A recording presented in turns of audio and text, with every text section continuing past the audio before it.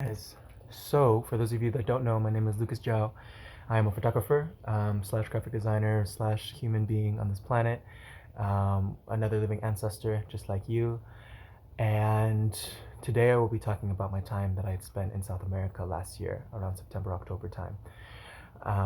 with the intention of wanting to help or be of service in the wildfires that were sort of, ravaging through the Amazon at that time. So I kind of want to talk about and share some of the things that I had um,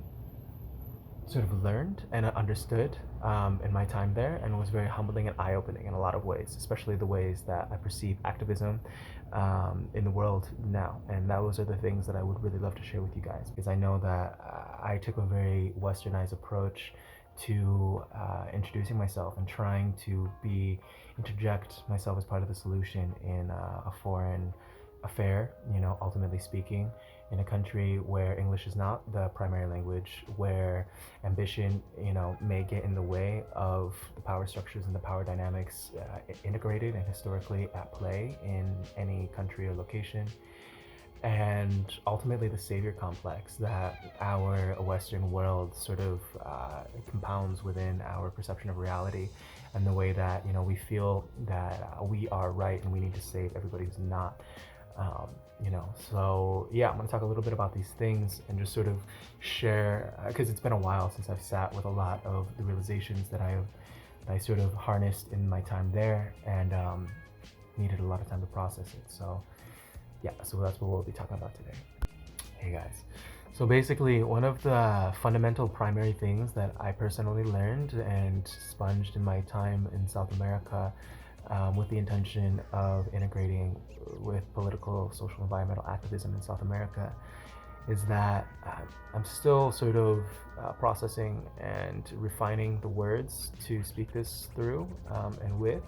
But it's sort of, I was hit with this very sobering realization that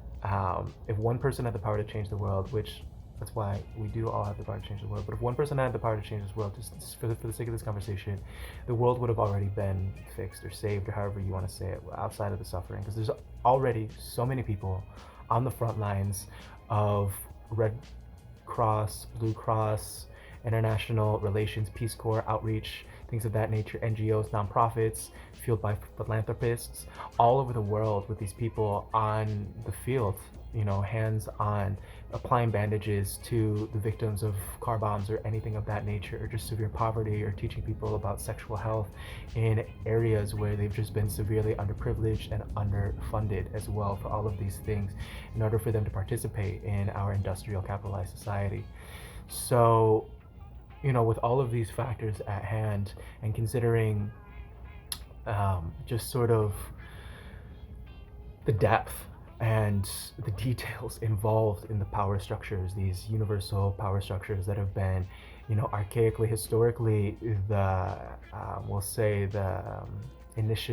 initiatory factors of what everybody else lives in the shadow of, all of these political international decisions, which will create the physical landscape that activists or environmental workers or social workers have to navigate through the labyrinths of politics. So, seeing this for myself as a photographer and just a passionate human being in general, that's probably the label that I would put on myself the most, is just somebody who cares. But understanding that for myself, like it's not in my reality. It's not logical or practical for me to have this mentality where I feel like I have the power to save the world, and I'm going to put myself in the front line and try to bandage people up and try to be the workers that educate people on sexual health or STDs and things of that nature, or like the female cycle in these impoverished villages and towns and places where I don't even, that's not where my strengths lie. And for myself, it's kind of humbling, but it's also empowering to realize that none of us have the power to change the entire system, the entire machine, because these power systems, these power structures have been, archaically moving for thousands of years. It's the inertia of the history and the karma of our planet. And this is just a reality that we all collectively share. We may process it in different ways, verbalize it, intellectualize it in different ways, but ultimately speaking, it's sort of we all share this collective body of, it's almost sort of a physical landscape that we have to navigate through together on the psychological, on the emotional, on the spiritual platforms and realities, we'll say, dimensions. So I realized that, for myself, is that I can only be the best piece of the puzzle that I can be. I can't be the machine in itself.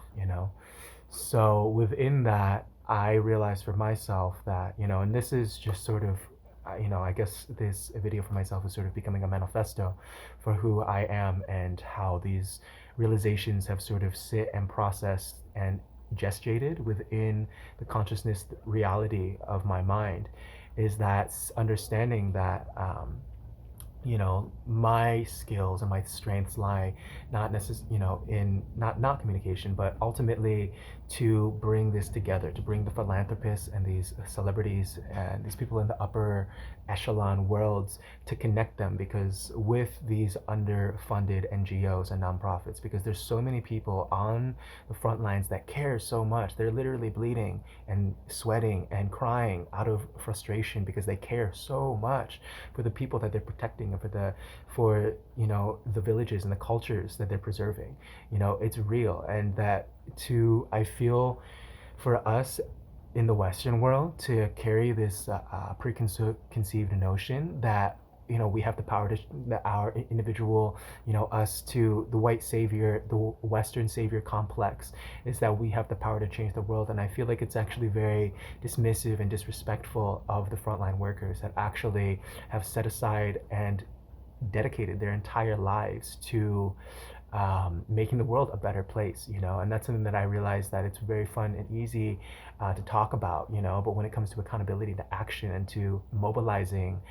what it comes down to changing our lives and participating in this activism work, that everybody wants to say they're a part of. Ultimately, when it comes down to it, it's like real, recognize real, and the realest people in this world change it. They participate in the change, and I feel like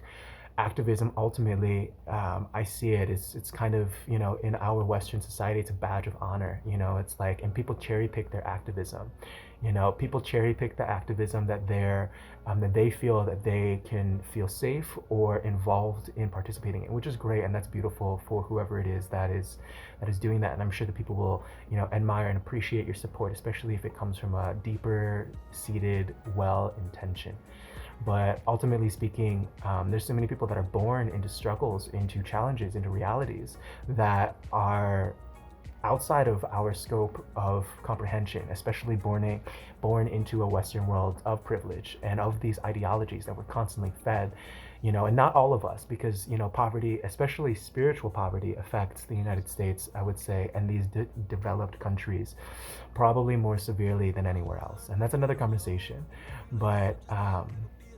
yeah, I want you guys to, I don't know, maybe, I'm glad that I was able to get this out there, because this has been just sort of sitting in the recesses of my mind, underneath my floorboards, and it just feels like it's like screaming to come out sometimes, and I'm not entirely sure how to